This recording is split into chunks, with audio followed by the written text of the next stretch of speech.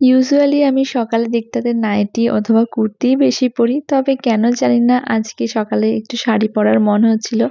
তাই শাড়ি-টাড়ি পরে সোজা চলে আসলাম রান্নাঘরে। আজকে একটু তাড়াতাড়ি করে রান্না-বান্নাটা শেষ করব। কারণ আমাকে অনেকদিন থেকে একটা বোন একটা রিকোয়েস্ট করেছিল, আমি যেন আমার আসনের ডিজাইনগুলো শেয়ার করি। তো চলো আজকে আমার তৈরি করা আসনের ডিজাইনগুলি এক, এক করে তোমাদের সাথে শেয়ার করি। এখন তো চেয়ার টেবিলের যুগ, আসনে বসে খাওয়াটা তো উঠেই গেছে। তবুও আমার কেন জানি না আসন জিনিসটা বড়ই প্রিয়। আমাদের বাড়িতে এখনো তোমাদের দাদাভাই কিন্তু আসনে বসেই খাওয়া-দাওয়া করে এবং যেই দিন আমরা ৪ জনা একসাথে খেতে বসি, সুন্দর করে আসনে বসে গুছিয়ে সবকিছু নিয়ে খাওয়া-দাওয়া করি। মেঝেতে আসন পেতে বসে খাওয়া-দাওয়া করলে যে শান্তি ও তৃপ্তিটা পাওয়া যায়, আমার মনে হয় না সেটা চেয়ার টেবিলে রয়েছে। তবে যারা হাঁটুর ব্যথার জন্য নিচে বসতে পারেন না, তাদের ব্যাপার আলাদা। আমার জীবনের না বড় একটা শখ রয়েছে জানো তো? আমার মেয়েদের বিয়ের পর যখন জামাই, নাতি-নাতনি সবাই মিলে আসবে, এইভাবেই আসন পেতে বসিয়ে ওদেরকে সুন্দরভাবে খাওয়া-দাওয়ার পরিবেশন করব। ভবিষ্যতে কি হবে সে তো জানি না, তবে এটা আমার বড়ই শখ রয়েছে। আচ্ছা এবারে আসনগুলোর ব্যাপারে একটু, একটু বলি। এই যে আসনটা দেখলে এটা বকুল ফুল ডিজাইন। এই ডিজাইনটা নিয়ে আমি ৩ বার বানাচ্ছি এবং ৩ বারই ৩ জনা নিয়ে গেছে জানো তো? আমি তো আসন সেলাই করি শুধুমাত্র আমার নিজের জন্য বা আমার মেয়েদেরকে দেবো বলে। বাট অনেকে এমনভাবে আবদার করে না দিয়ে থাকতে পারি না। তো ৩ জনাকে ৩ টে দিয়ে দিয়েছি। আর এইটা আমি বানিয়েছি ক্রুশ কাঁটা এবং উল দিয়ে। এরকমও ২ টো আসন বানিয়ে রেখেছি। একটা সোনাইয়ের জন্য এবং আরেকটা তাতাইয়ের জন্য।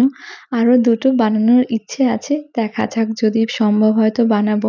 জানো তো আমার ছোটবেলায় আমার মা এবং মাসিকে রেষারেষি করে আসন সেলাই করতে দেখেছি। কে কার আগে কতগুলো আসন সেলাই করতে পারবে। সেইজন্য আমাদের বাড়িতে আসনের কমতি নেই এবং ওদের ডিজাইনগুলো কিন্তু আরো ইউনিক। তবে আমার ইচ্ছে ছিল আমি নিজে হাতে আমার মেয়েদের জন্য বেশ কয়েকটা আসন সেলাই করে রেখে যাবো।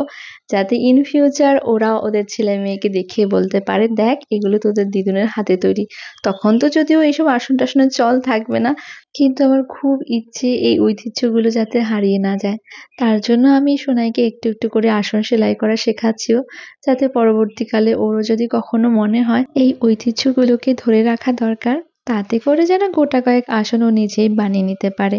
গোলাপি ফুল ও পাতা দিয়ে করা এই ডিজাইনটা প্রথমেও একটা দেখিয়েছিলাম, তবে সেটাতে ছিল হলুদ ফুল এবং ভরাট করেছিলাম লাল দিয়ে। এইবারে যে আসনটা আমি দেখাচ্ছি এটা দুজনার স্মৃতি হিসাবে বানিয়েছিলাম। আমাদের পুরনো বাড়িতে ২ টো কাকাতুয়া পাখি ছিল হলুদ রঙের। একটা পাখি কোনো অজানা রোগ হয়ে সে মারা গিয়েছিল। আর আরেকটা পাখি যাতে এভাবে মারা না যায় তার জন্য বাবা ওকে ছেড়ে দিয়েছিল। তো ওদের দুজনের নাম ছিল চিকু আর চিকি এবং আমি যখন আসনটা তৈরি করি আমি ভেবেছিলাম মাঝখানে ওদের দুজনাকেই রাখবো। খুব মিস করতাম ওদের মাঝে দিয়ে। আর চারপাশে একটু গোলাপি রঙের ফুল, লতাপাতা এই করেছিলাম।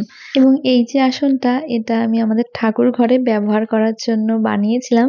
তবে মা বলল যেহেতু সাদা দিয়ে ভরাট করা খুব তাড়াতাড়ি নোংরা হয়ে যাবে তার জন্য আর ইউজ করা হয় না, ওভাবেই রেখে দিয়েছি। পুরো আসনটায় সারি, সারি করে বেশ কয়েকটা ছোট, ছোট গোলাপি ফুল করা রয়েছে। তো সাদা কম্বিনেশনের মধ্যে যে আসনগুলো ছিল সেগুলো মোটামুটি দেখানো হয়ে গেছে। এবার চলো কিছু ভাইব্রেন্ট কালার এড করি আসনের মধ্যে। এই আসনটা সোনাইয়ের সবথেকে প্রিয় এবং তাতাইয়েরও প্রিয়। মাঝে দিয়ে তো দুজনের মধ্যে ঝগড়া লেগে গেছিল কে কোন আসনটা নেবে। আর এই আসনটা আমার ইচ্ছা আছে আরো একটা বানিয়ে রাখবো। দুজনাকেই যা দেবো সেম সেমই দেবো যাতে কারো মনে হিংসে না আসে বা মা একে ভালো দিয়েছে আমাকে দেয়নি এই ব্যাপারটা যেন না আসে। তো এইটা রয়েছে ছোট, ছোট হলুদ কিছু ফুল তার সাথে লতাপাতা। আর এই আসনটার গল্প আমি বলি তোমাদের। এটা আমার বিয়ের পর করা ১ম আসন। আমার শাশুড়ি মা একজনের থেকে ডিজাইন এনে দিয়েছিল আমাকে। আর এই আসনটা আমার তৈরি করতে প্রায় ৫ বছর সময় আসলে ব্যাপারটা এমন হয়েছিল, এই আসনের সবুজ কলকাগুলো করার সময় না উল শেষ হয়ে যায়। আমি আর আলসেমি করে উলও আনিনি আর আসনটা আর ভরাটও করা হয়নি। এই হয়তো ২-৩ বছর আগে তারপরে গিয়ে আসনটা আমি শেষ করি। এইবারে যে আসনটা এটা শেয়ার করছি এটা ভীষণই সিম্পল ইজি একটা প্রসেস। আসলে এই ডিজাইনটা ছিল অন্য কিছু করবার জন্য করেছিলাম আর ভুল করে এই একটা ডিজাইন হয়ে গেছে। তবে দেখতে কিন্তু খুব একটা খারাপ লাগছে না, তাই না বলো? তো এবারে যে আসনটা আমি দেখাচ্ছি এটা রিসেন্ট করেই শুরু করেছি। তোমরা আমার হোম ট্যুর ভিডিওতে হয়তো এই আসনটা দেখে থাকবে। এটা একটা সিম্পল বকুল ফুল টাইপের ডিজাইন করছি, খুব ইজি জানো তো? তবে এই আসনটা না ১ম এ এরকম টেম্পল টাইপের ডিজাইন তুলেছিলাম।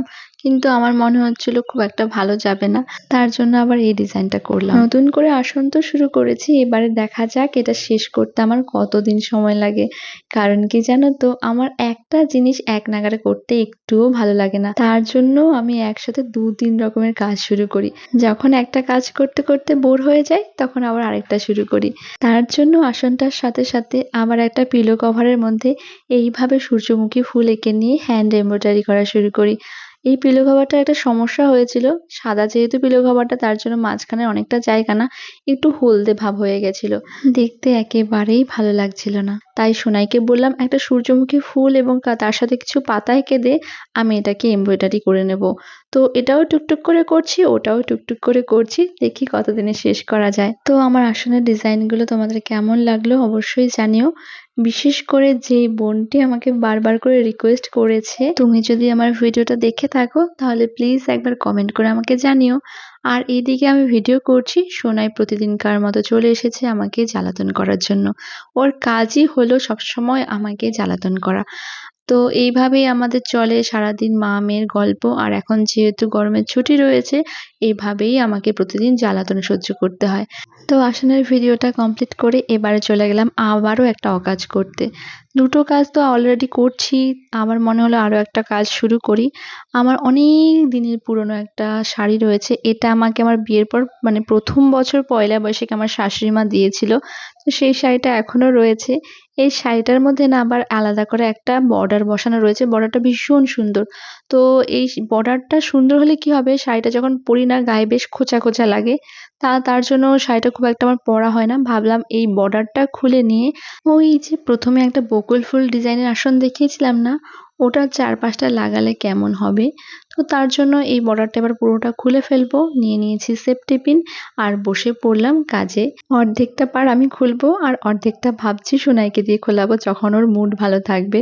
তো সেই তককে তককেই আমি রয়েছি। যাই হোক, আজকের ভিডিওটা তোমাদের কেমন লাগলো অবশ্যই জানিও কিন্তু। টাটা।